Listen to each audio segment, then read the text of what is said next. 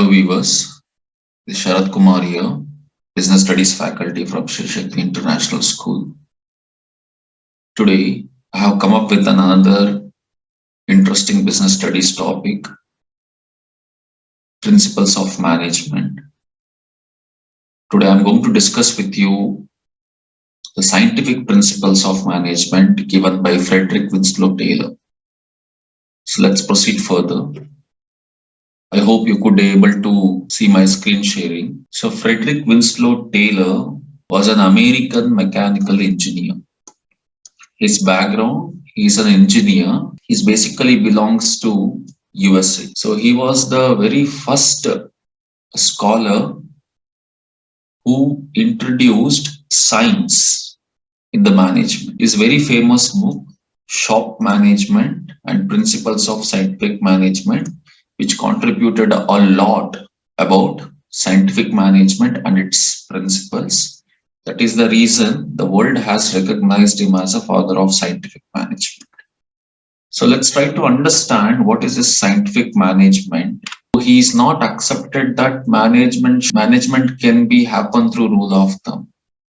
He was saying that to do each and every activity, there will be one best way to do a job. So with that belief, he has approached the scientific management. So let's see what is scientific management. So F.W. Taylor is trying to say that, so use of scientific, systematic and objective logical principles and techniques of various managerial functions.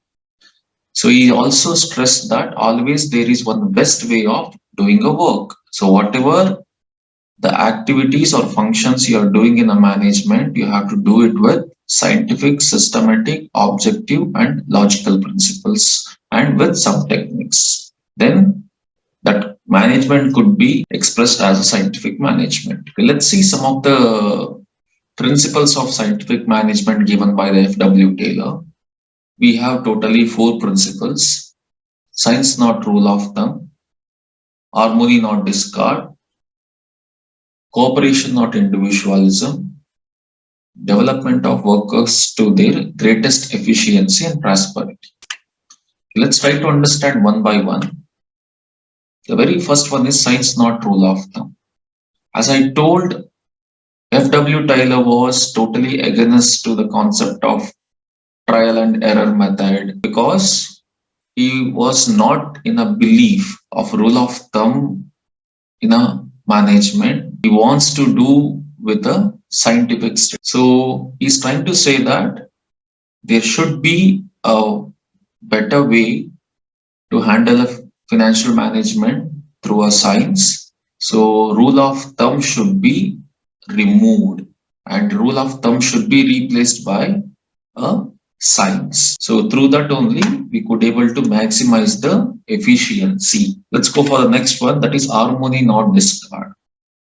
In harmony not discard, he's trying to say that there should be a harmony among the managers and workers. There should not be any kind of conflicts among them because they are the one who could accomplish the organizational goals. They should have to change their attitude and they have to work for the welfare of the organization as well as they have to work for the prosperity of each other. So that is what F.W. Taylor was believed in, and he keeps saying that there should be a harmony in an organization to bring a better coordination among the workers and managers. And he also spoke about mental revolution. So it's nothing but changing the mental outlook of both workers as well as managers.